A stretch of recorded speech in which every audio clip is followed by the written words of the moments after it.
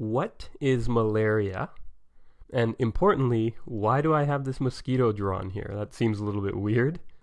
Well, the mosquito here is actually pretty important. Malaria is a disease, an infectious and often fatal disease that is transmitted to humans and other animals as well, not just humans, but it's transmitted most often by us being bitten by an infected mosquito. And interestingly, malaria is primarily a disease of the liver and of the red blood cells. And as you'll sort of see in a few minutes here, this kind of explains some of the symptoms that we see in malaria. And we'll talk about those a little bit later on. But first, let me zoom in here and let's talk about what happens in a mosquito bite. So here's our skin, right? And we'll say that these are blood vessels under the skin.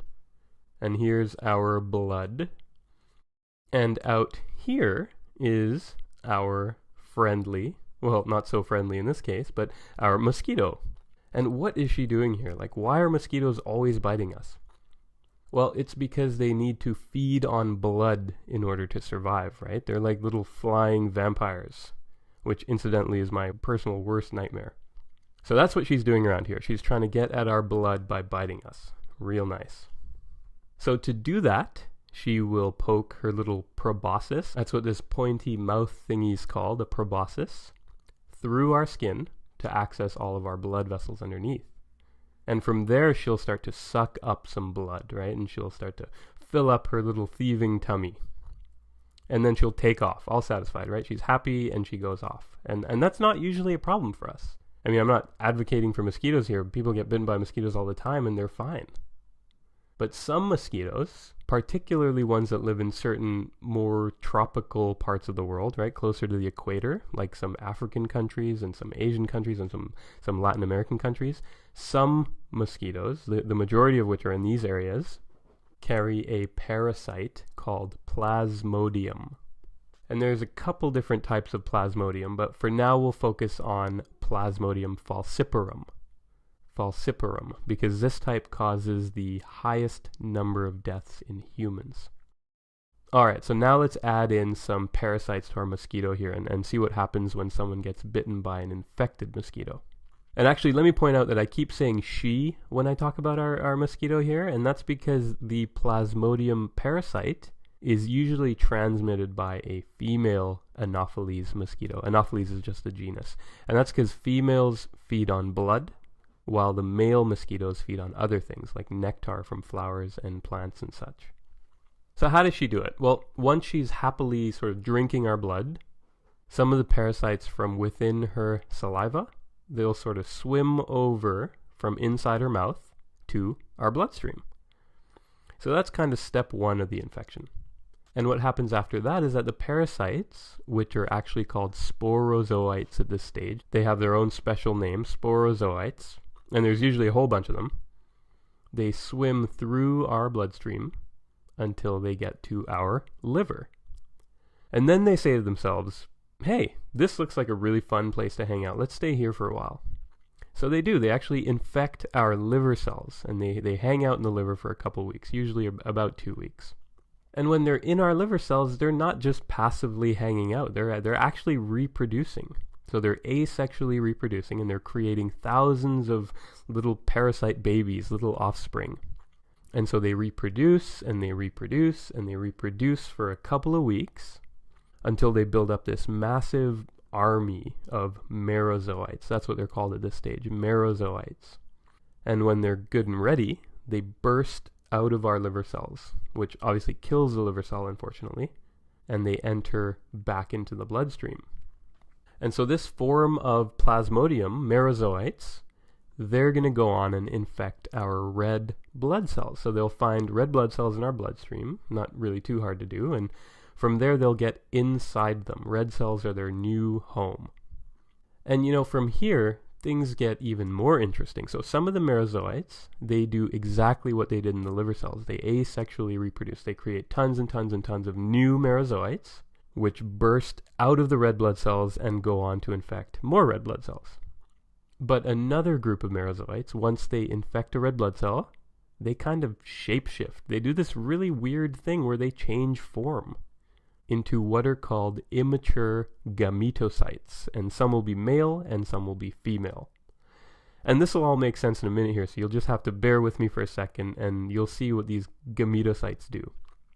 So what happens now? Well, when we get bitten by yet another mosquito, right, these darn flying vampires, whether they're infected or not, there's a really good chance that while they're siphoning up our blood, they're going to suck up some of the red blood cells that contain these male and female gametocytes. And here's the really wild thing. The gametocytes need to actually be inside a mosquito's gut to mature. It's incredible. So the male and the female gametocytes, because of the sort of environment within a mosquito's gut, they fuse together to create a zygote. And then this plasmodium zygote goes on to develop into a new sporozoite. Remember the initial infective form? And then the sporozoite goes on and swims back up to the mosquito's salivary glands. So now they're ready to be injected back into another human host. It's incredible. So this is sort of a really bizarre example of the circle of life. Probably not the kind of example you had in mind when you were watching The Lion King, I'd imagine. So these plasmodium parasites rely on both mosquitoes and some warm-blooded animal to reproduce. Unfortunately, this group of warm-blooded animals includes us humans. So before we wrap up, I just want to briefly talk about the symptoms that you'd experience if you had a malaria infection. So it generally takes about 2 weeks after being bitten by an infected mosquito before we start seeing any symptoms. So why is that? Well, remember that the plasmodium sporozoites travel to the liver and hang out for a couple weeks. So them hanging out is exactly what that couple-week asymptomatic period is. But when they sort of burst out of our liver cells and then later on start to burst out of our infected red blood cells, that's when we start to see the classic symptoms of malaria, as we start to lose red blood cells and as the immune system starts to take notice. So when the immune system gets involved, it kicks off a flu-like syndrome. So just picture what you felt like when you last had the flu.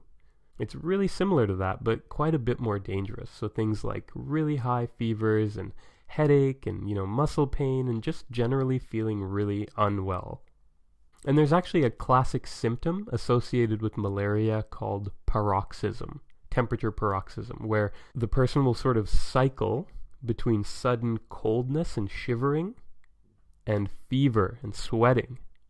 And these paroxysmal symptoms, they kind of come on and off about every 36 to 48 hours, every couple days. And that's because these symptoms are actually directly related to, right? They're representative of these waves of merozoites bursting out of the liver and the infected red blood cells at these staggered sort of cyclical times once they build up enough to launch a new wave, essentially.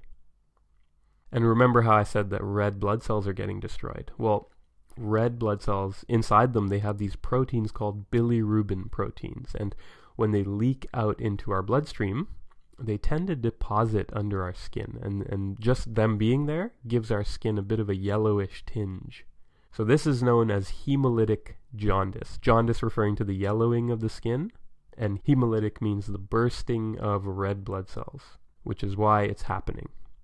So the last thing I'll mention, we classify an illness with malaria into two broad groups. So uncomplicated and severe. So uncomplicated malaria would be an infection where a person has just these symptoms that I've described, right? Flu-like symptoms with this paroxysm and maybe some jaundice. And this type is pretty easily treated with medications. There's anti-malarial drugs that can kill off the plasmodium parasites, and the person can usually get back to being 100% better. But there's also a severe malaria, which is when the person will also develop some serious organ problems, like maybe some lung problems so they can't breathe properly, or some circulatory problems like super low blood pressure, or severe anemia because of all these blood cells that are rupturing. Or they might develop some brain problems, which might make the person really weak, or it might give them a really decreased level of consciousness. So if a person has severe malaria, they need to be taken to a hospital right away, because in addition to the sort of standard anti-malarial drugs, they will likely need intensive care and constant monitoring to maximize their chances of survival.